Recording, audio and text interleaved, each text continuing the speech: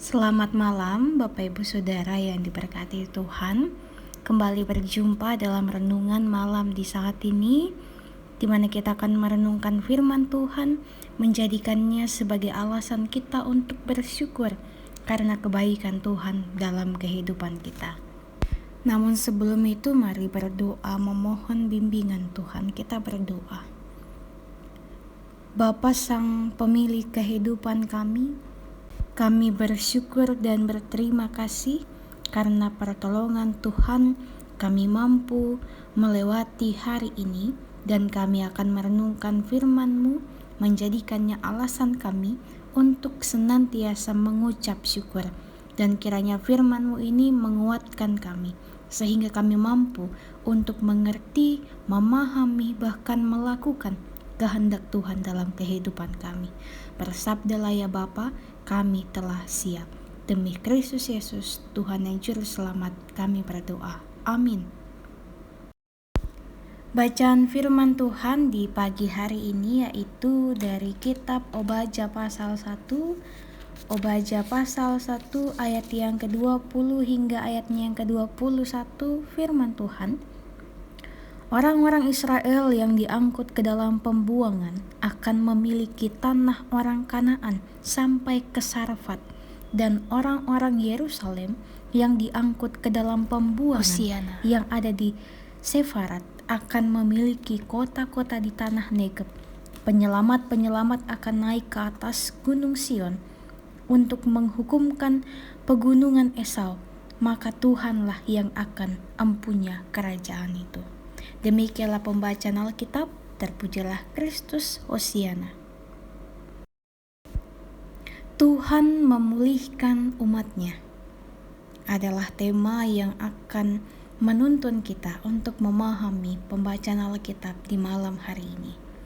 Bapak Ibu Saudara yang terkasih dalam Tuhan, nubuatan para nabi di dalam Perjanjian Lama itu selalu berisikan tentang peristiwa-peristiwa yang sedang dan akan terjadi, sehingga menjadi peringatan agar umat Israel mau mendengar suara Tuhan dan berbalik kepadanya.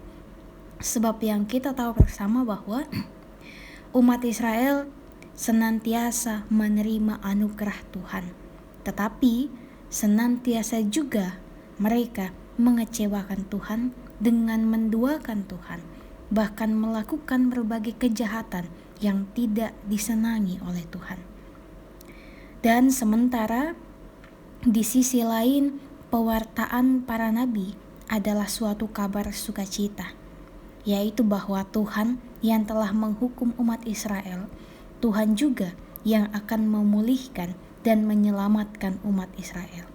Itulah yang mewarnai pemberitaan para nabi tentang karya Tuhan, yang bukan hanya memberitakan kutukan, tetapi juga memberitakan tentang berkat bagi mereka yang tetap setia, sekalipun keadaannya sudah tidak seperti dahulu lagi.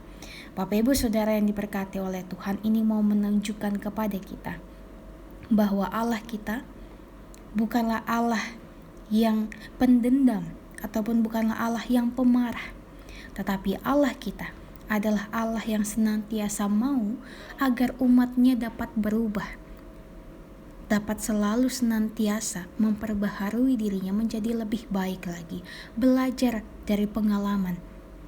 Nah, oleh sebab itu, karena kita sendiri juga tahu bahwa dosa telah mengakibatkan gambar dan rupa Allah yang ada dalam diri manusia itu menjadi rusak, dan manusia telah kehilangan kemuliaan Allah. Dosa juga akan mengakibatkan kematian. Dan pemahaman ini kemudian ditegaskan oleh Rasul Paulus, upah dosa adalah maut. Apa yang bisa memulihkan manusia dari akibat dosa? Apa yang dapat mengembalikan gambar dan rupa Allah dalam diri manusia seperti semula? Perbuatan baikkah atau kesalehan kita kah? Tentu ternyata tidak hanya itu.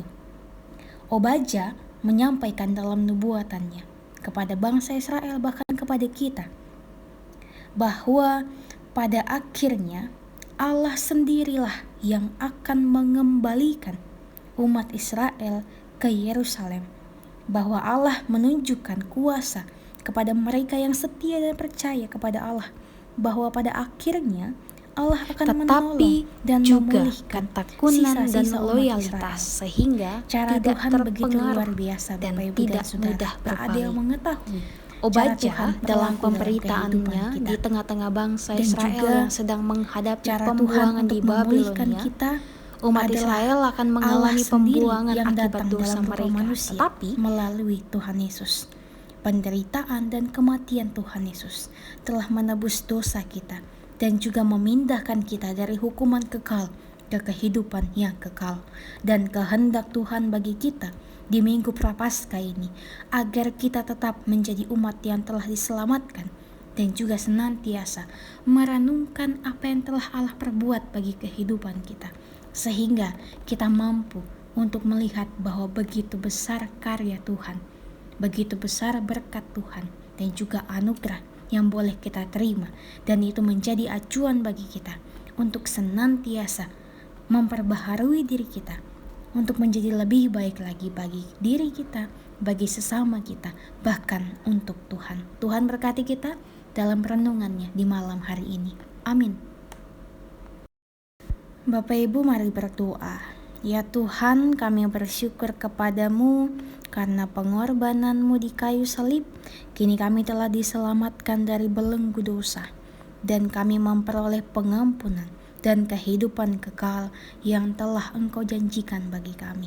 Terima kasih firman-Mu telah mengajar kami mengetahui bahwa Engkau adalah Allah yang penuh kasih, bahwa di dalam setiap hukuman yang boleh dialami dan dilalui oleh umat Israel, bahkan bagi kami pun, itu semua adalah menjadi sebuah pembelajaran iman kami, agar kami bertumbuh menjadi lebih baik, bahwa di dalam itu semua ada kasih Tuhan yang mau agar kami selaku anak-anak-Mu dapat menjadi lebih baik lagi untuk sesama kami, untuk diri kami, bahkan untuk Tuhan.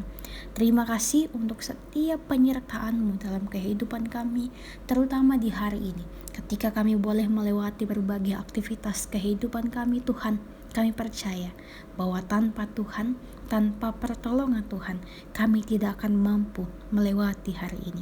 Dan pada saat ini, di malam ini, kami akan membaringkan tubuh kami akan tertidur. Kiranya Tuhan yang menolong kami, menuntun kami, menjauhkan daripada berbagai hal yang buruk dalam tidur kami, supaya kami dapat kembali bangun di pagi nanti untuk senantiasa melanjutkan kehidupan kami, rencana-rencana kami, dan setiap usaha-usaha kami.